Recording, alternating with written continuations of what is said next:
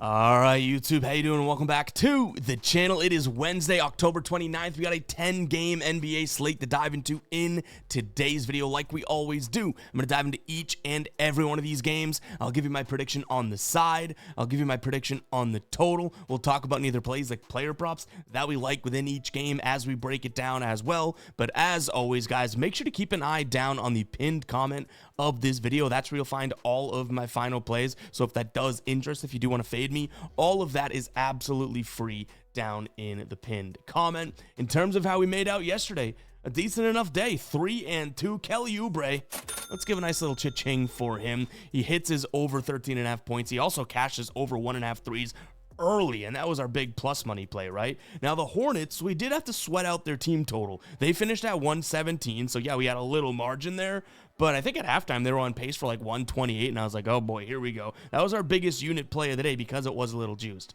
Now Gary Trent Jr., I don't know if I'm like salty about it or, hey, it was a decent look, shots didn't fall or didn't have the full volume, that type of thing, because he finished with 11 points. We only needed 12, so that was a loss, but still on the hook. And then from a threes perspective, he had 2 threes. He only shot 5 of them, so it's like still lost on the hook, didn't have the volume. That was his least amount of threes he's taken all year, so I don't know exactly how to feel about that, but I'm glad the other 3 plays hit.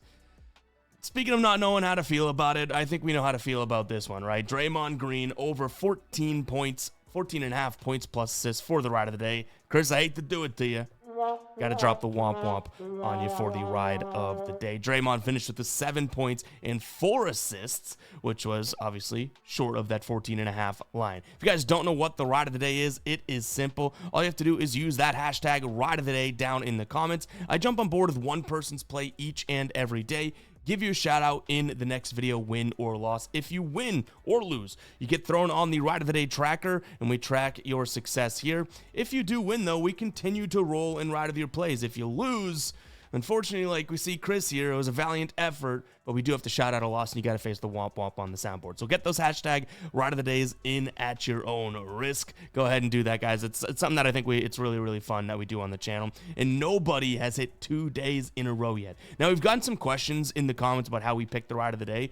It'll be simple today. Whichever, by mid-afternoon, whichever comment with the ride of the day has the most likes, that's when we're going to roll with. So definitely go down in the comments and see if you like some plays or you like the angle of someone. That's the most fair way to go ahead and pick it. So yeah, get those hashtag ride of the days down in the comments. Guys, hit that like button, hit that subscribe button. Let's jump into game number 1 here. We got the Raps taking on the Rockets.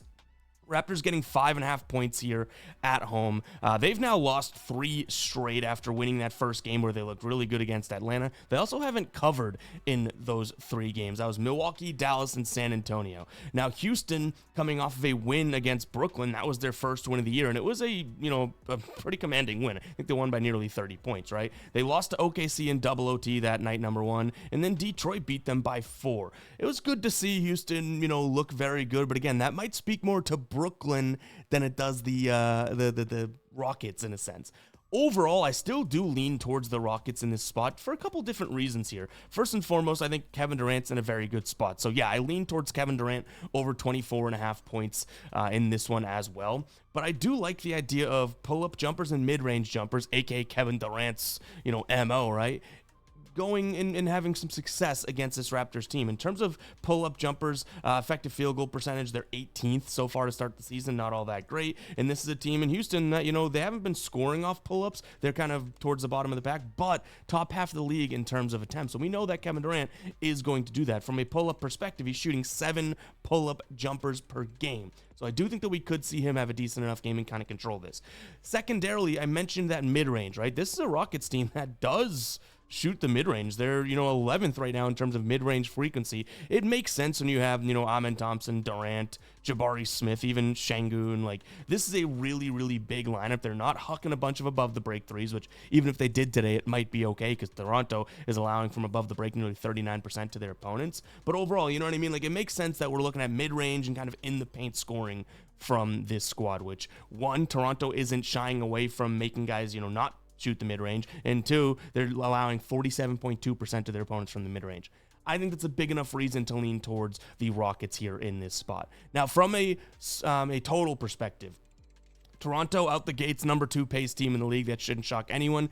Houston, number 30, so dead last in terms of pace. I would say this is simple in my dumb brain, at least. If you like the Rockets today like me, you probably like an under. Them slowing things down, playing some half-court basketball, right? If you like the Raptors, I do think that their key to success in the way that they probably will win or cover would be to run, and try and outrun this Houston team that, again, has a massive starting lineup, right? Kevin Durant at your 2, Jabari Smith at your 3, Şengün at your 4, Steven Adams at your 5, even Amen Thompson, who I do think is a capable point guard, but big, right? So I do think that that's the way to kind of make it happen. And also, Jakob Poeltl is most likely out of this one. He's listed as doubtful, not even in the expected lineup. I think that that'll help the Raptors play with some pace. So if you like the Raptors, yeah, you're probably taking a peek at the over today. And again, player prop perspective, I already talked about it, Kevin Durant. I also like Amen Thompson from a points and assists perspective as well, but Durant's probably my favorite spot in this one. Next up, we have the Celtics taking on the Cavs. As a Celtics fan, I feel like I know this team fairly well, and I don't necessarily love what I see so far. They beat the Pelicans without Zion, 122-90. Very nice, but still, this team is a lot different without Jason Tatum. And I'm not breaking news to any Celtics fans or even NBA fans out there saying this Celtics team, there's definitely a drop-off with no Jason Tatum out there, right? Now they're playing the Cavs, who are 3-1 on the year. Their only loss was to a Knicks team, and I do think the Knicks are a fairly good team, right? So, I mean, I sit here and I'm like, all right, the Cavs are the better squad, right? And they are, but I do think the Celtics at home can be a little pesky here. I'm not going to lean in their direction. It's a small enough number that I still think the Cavs are the better squad, but I don't think this is a runaway game. I think this could be a good game with some props included because I think it might be back and forth and high pace. So first and foremost, I don't mind the over in this spot. Yes, you have 2 decent enough defensive teams, but you also have 2 teams that will take a lot of pull-up shots, right? And even catch-and-shoot shots, both from the mid-range and the 3. This Cavs team, and again, I think the Celtics can make this competitive. This Cavs team really does struggle in terms of allowing pull-up jumpers. 3 of the guys that I like to score the ball for the Celtics team right now, Jaylen Brown, Derek White, and Anthony Simons, all like the pull-up and prefer the pull-up jumper. So I do think the Celtics can score in this one. I just worry that the Cavs can just absolutely abuse them on the rebounding end and get second chance points, right? So yeah, that's kind of the problem for me. I think that Jared Allen, Evan Mobley can both have decent enough games and enough to kind of put the Celtics team away. So I lean towards the Cavs in this spot, but I don't mind the idea of an over. And with that, I don't mind Derek White or Anthony Simons in terms of their 3-pointers made or even their points made. I don't mind Evan Mobley's points plus rebounds. I really don't mind Jared Allen points plus rebounds or even just Jared Allen's rebounds in general, which right now his rebounds line is at 8.5 for plus 120. He's averaging in his last 4 games against the Celtics 10.75. Last time he played them only in 23 minutes, which was last year. He only had 4 rebounds, but he only had 8 rebound chances. That is not like him, right? This year, he's averaging 12 rebound chances per game, which is also is fairly low. He's playing about 28 minutes per game. So if we knock this down to even 7.5, you can get that at consumable odds right now. I think Jared Allen has a nice rebounding night. From a points rebounds perspective, it's 21.5. He's been a lot better scoring so far this year. He has 20 plus in 2 games. So yeah, I think that that's probably where I'd look player prop wise. I just worry that the Celtics team still, I mean, they just can't really rebound the ball. We've seen so many second chance opportunities for their opposition. All right, real quick, before we do move on to the rest of the games, guys, I want to talk to you about Underdog. I have been loving Underdog lately. New users, you're going to get this gimme pick of Devon Achane for Thursday Night Football, which obviously is tomorrow, right? But the best deal out there is this play $5, get 100 in bonus funds and bonus entries. How could you not take advantage of that, right? Like I'm telling you right now, through the screen, if someone walked up to you and said, hey, here's $5, give me $5, I'll give you 100, who wouldn't take that? It's an absolute no-brainer, and also for one of the better products out there in terms of easy-to-use interface, whether it's on the computer or on the phone. Really cool, guys. Go check out Underdog. That link will be down below in the description, as well as the pinned comment. I believe you still get a deposit bonus. Don't quote me on it, but I believe you still get a deposit bonus as as well. So you get that play $5, get 100, as well as a Devon Achane gimme pick as well, 0.5 yards, or 0.0 yards, honestly. Even if he doesn't get anything, this thing doesn't hurt you. So go check it out. That link will be down below in the description, as well as the pinned comment. Shout out to Underdog, man. Quickly becoming one of my go-tos on a daily basis, which makes sense. It's a DFS app, Daily Fantasy Sports. You should be using it on a daily basis, right? Check it out. That link down below. Let's jump back into these games. Pistons taking on the Magic. This is, I know it might sound weird just based on the slate we have and the names that we're talking about here, but I think it might be and has the legs to be one of the better games of tonight. You have the 2-2 Pistons getting 1 point at home. This thing's moved all around. Total sitting at 226-ish. It's bounced between 225.5, 226, and 226.5. They're going up against the Orlando Magic, who are 1-3 and 0-4 against the number so far this year. I do like the Pistons in this spot. Now, using our NBA dashboard, which we can jump into it, I'll kind of walk you through why. So on our dashboard, let's get the zoom correct here. I love that we have the injuries in there now. A couple things that I want to note. You can see here that to start this season, Orlando's isolating at the 7th highest rate. And the score percentage is pretty good at 12th, right? Well, Detroit, first and foremost, not allowing, or I guess they are getting isolated on a lot, but not allowing many scores. 6th in effective field goal percentage and 8th in score percentage. Okay, they might take away the isolation, which is obviously something that Orlando likes to do, right? Now let's take a peek at the pick and roll. Oh, they do this at a top 10 rate. Okay, same thing. Effective field goal percentage and score percentage. Detroit is very good at preventing. So I like the idea of the defense here in this spot. You can see even just from a frequency perspective, Orlando number 2 in the league in terms of restricted area frequency, meaning that's how often they shoot from there. Well, Detroit 7th fewest in terms of allowing their opponents to shoot from there. So I do think Detroit can kind of shy off Orlando in terms of how they like to play or their go-to spots. So I'm going to lean towards Detroit in this spot. I do think that this is going to be somewhat of a back and forth slugfest type of a game where runs will happen, but then defensive runs will happen as well. So I'm also going to take a peek at the under 225.5.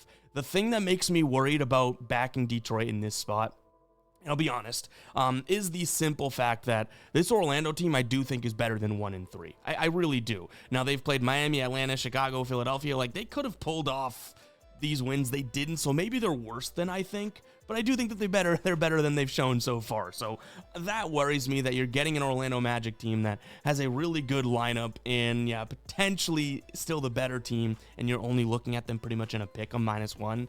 That kind of scares me a little. But all those metrics that I looked at in terms of how Orlando might want to score, how they can score, how they choose to score, I think Detroit can kind of shy them off those lines. So I'm going to lean towards Detroit and the under in this one. No major player props as of right now, but as always, keep an eye on the final plays. Oh, and I'll talk about the dashboard in a little bit. If you guys want access, GuyBostonSports.com. I'll explain it a little bit more in a few games.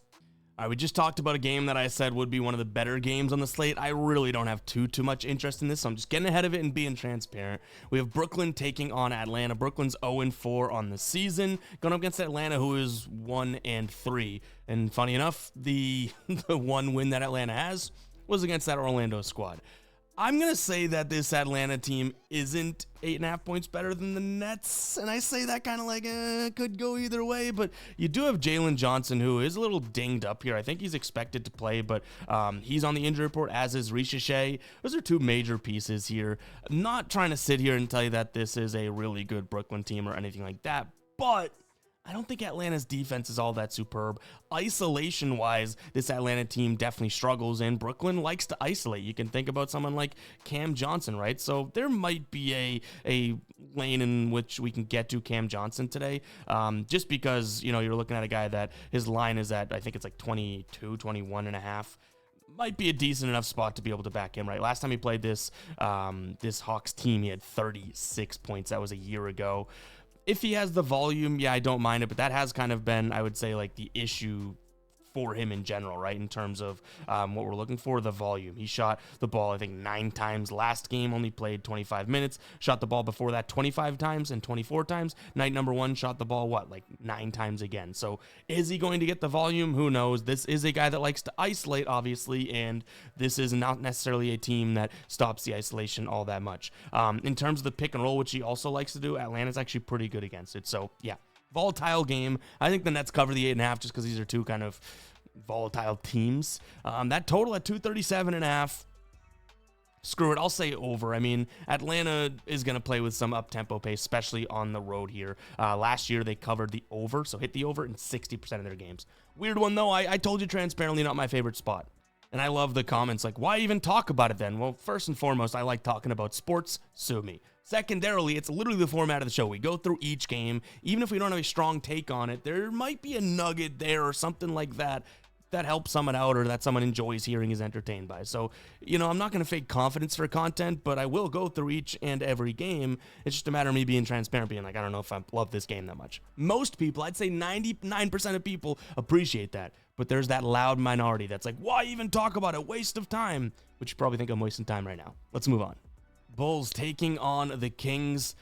This is a good spot for the Bulls, I would think. So, yeah, I like the Bulls minus the 5 points. They are 3-0, and I do think the other shoe drops at some point. So maybe that's a little concerning. But, I mean, they've played 2 of their 3 games at home this year. They beat Detroit night number 1 at home. They beat Atlanta in their last game at home, and they're 3-0 against the number. Now, again, it's like almost it's time for the Bulls to drop one and not look all that great, right? But if we do dive into the NBA dashboard, kind of explain why I think that this is a nice little hammer spot for the Bulls. It's got a good chance of being a final play here.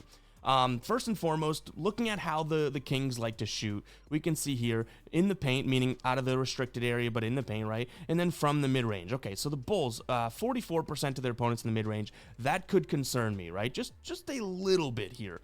But defensively, they kind of shy guys away from it. Number 1 team in terms of not allowing these opponents to shoot the mid-range. So that kind of cancels that out, right? Then in the paint, I don't even know if I've seen a number this low so far this year. 36.5% field goal percentage to their opponents in the paint, which is also where Sacramento likes to score. It gets even better for the Bulls there, right? Okay, well, isolation-wise, the Sacramento Kings like to shoot, like to score in the, or like to attempt to score in the isolation is a better way of putting it. Third in frequency, they don't score all that well. Well, the Bulls green out from a frequency, effective field goal percentage, and score percentage standpoint, right? It gets even better, fellas. Right now, 5th most frequency in terms of running the pick and roll here for Sacramento. The ball handler scores pretty well and all that. How about this? Number 1 team essentially defending the pick and roll there in terms of effective field goal percentage and score percentage. So, yeah, I do like the idea of the Bulls in this spot. Those little things we looked at here that we found on the dashboard, I'm really liking. You can even go further, though. Look at this. Number 4 in terms of frequency from a pull-up jumper perspective. Okay, well, guess what? The number 1 team in terms of effective field goal percentage on the Bulls. I just think this is a decent enough spot for the Bulls to kind of anything you can do, I can do better, and what you try to do, we can stop. So, yes, it does kind of stink that they are undefeated right now, and again, at some point, I think that they lose a game.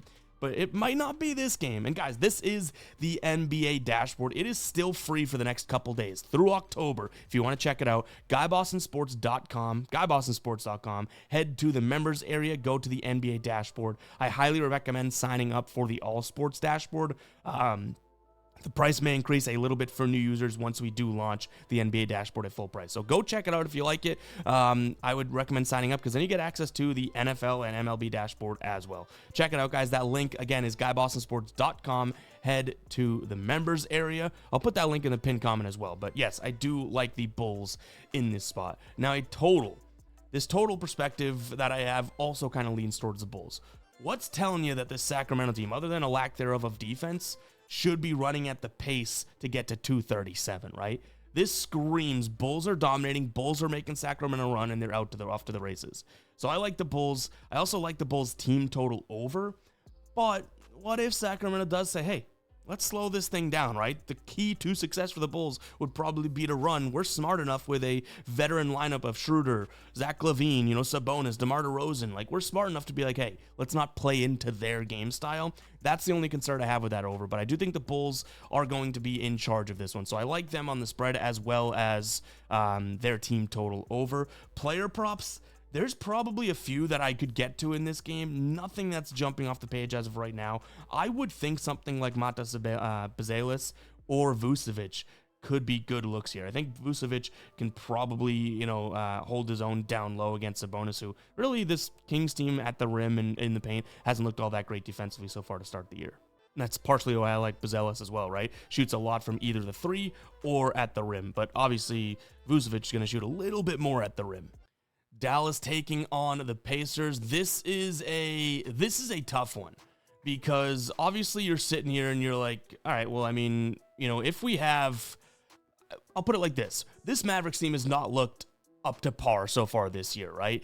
Number one pick, Cooper Flagg, really hasn't looked all that great. Their defense hasn't looked all that great, but their offense has also just been absolutely dreadful. So you sit here and it's like, okay, well, they're going up against the Pacers, who realistically haven't played great defense. But is this Mavericks offense good enough to capitalize on that and cover 7 points? I'm not all that sure. Now, I do think the Pacers are worse than the Mavs, and the Mavs are looking for somewhat of a soft spot here, right? They've played San Antonio, OKC, a couple other teams, Washington and Toronto, who wouldn't be on that same level, but obviously San Antonio, OKC are tough spots, right? I could see the Pacers defense being poor enough that this Dallas team finally has a good scoring night. I just don't know about that total at 6.5. So maybe a Dallas team total over is something that I lean towards here. But again, this is not exactly, a go-to hammer spot, I would think, in my brain. I just can't necessarily, I almost want to see it before we even get, excited and roll with it or something like that. So yes, I'll lean Dallas. I'll lean their team total over, but not my favorite spot tonight. I just realized I should have done a little bit more of a deep dive on the dashboard to let you guys know what is included here. So you could see we have team matchups and team trends. These are all last year's data. We're still waiting like a week or so to pump in this year's data. Same thing with the against the number and over-under spreads over here. Everything else is up to date and updates by the game. We have the shooting percentages from obviously the key zones on the floor, both for both teams offensively and defensively.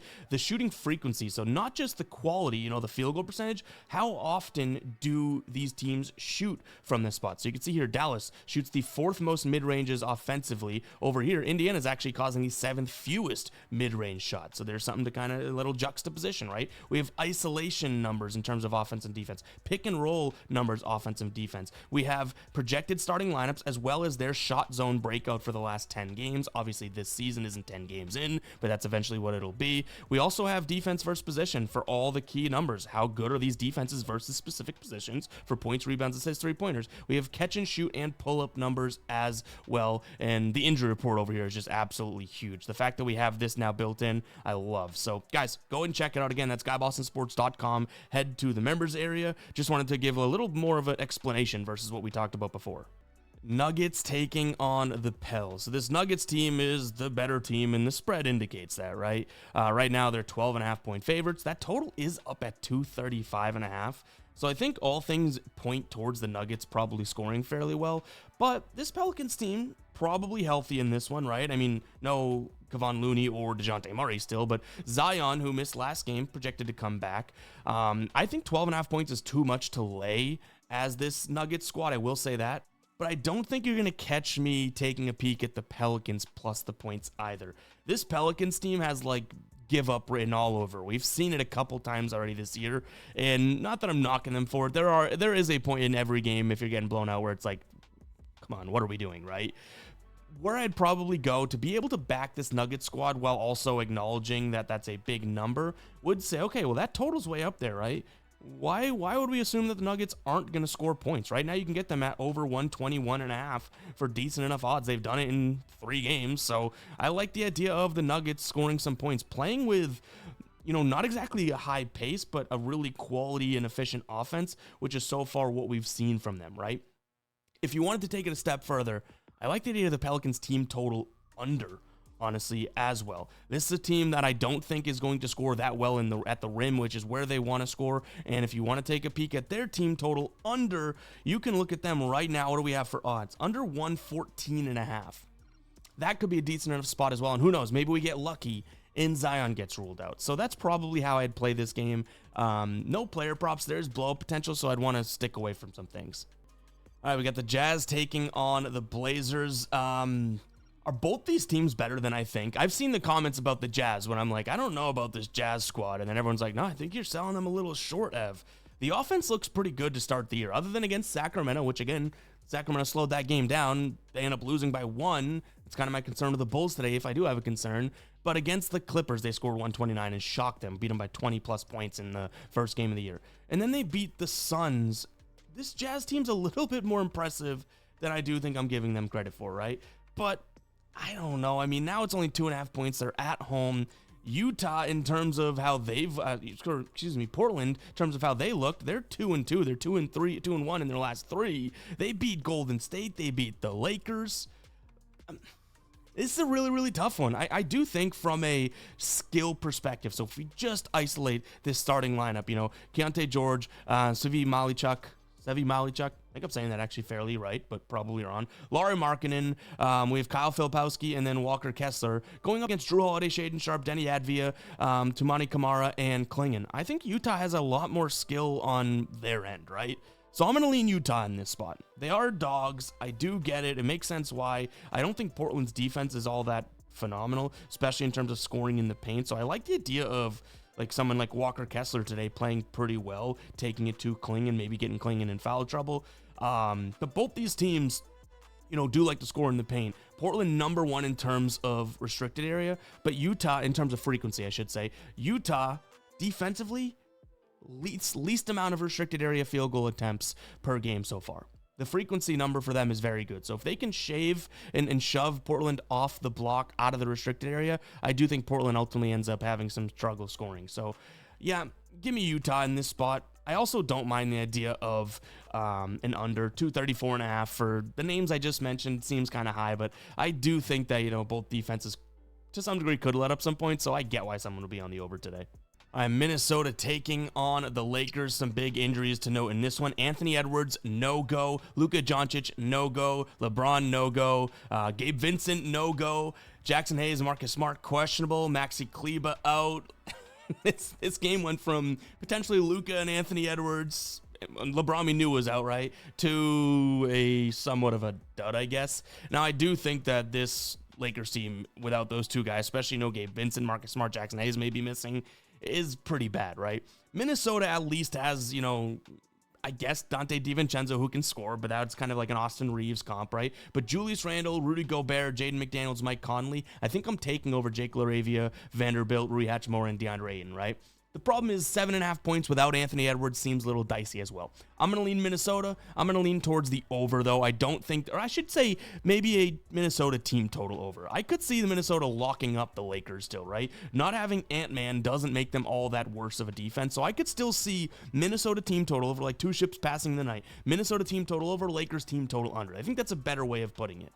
All right, Suns taking on the Grizzlies. Before we dive into it, guys, if you made it this far in the video, go ahead and comment 27 down below. You spent 27 damn minutes of your time with me today. That does not go unnoticed, unappreciated. I don't take any of this stuff for granted. Really do appreciate it, guys. Go ahead and comment 27 if you made it this far in the video. So where do we come out on this one? Suns, Grizzlies.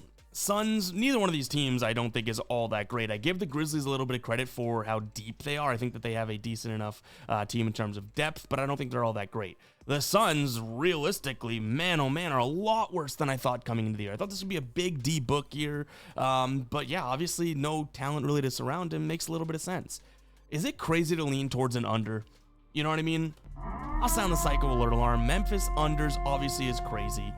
They've had really high totals this season and still hit the over. This is the highest one I believe they've had, but, you know, they hit the over last game against Golden State. I just don't think that there's much efficiency on either end here, right? Like, this Memphis team will probably try and run a lot of pick and roll. Well, the Suns actually, weirdly enough, 1, prevent a lot of pick and rolls, and 2, don't let you score off the pick and roll all that much. You know, from a catch and shoot perspective, this Suns team also doesn't let you catch and shoot all that well. I just think that there could be some spots in which we have some sloppy runs and really elongated, like, bad possessions in a sense. You know what I mean? I do believe, let me fact check this. I do believe Jalen Green may be coming back, which is going to be massive for Devin Booker to have another guy to go out there and score. So I give you that. Dylan Brooks out, though. I guess that hurts the under. Screw it. I'm still leaning towards the under in this spot, but I think Jalen Green might give a little bit of pop to this team. I'm going to lean towards the Suns. Even that might be crazy. You got 2 psycho alert alarms in one damn game. No real player props. I don't feel like messing around with that in this one. But guys, that's going to wrap it up for today's show. Hopefully you guys did enjoy. If you did, you know exactly what to do. That thumbs up button, smack it. Act like you got a chase down block and you can pin this thing against the backboard. Hit that like button. Hit the subscribe button as well. Get those hashtag ride of the days down in the comments using hashtag ride of the day or ROTD. I'm picking the person that has the most likes on their comment. That's how we'll decide, guys, to keep it fair. But really do appreciate everyone tuning in. We'll catch you guys in the next one, all right? Peace out.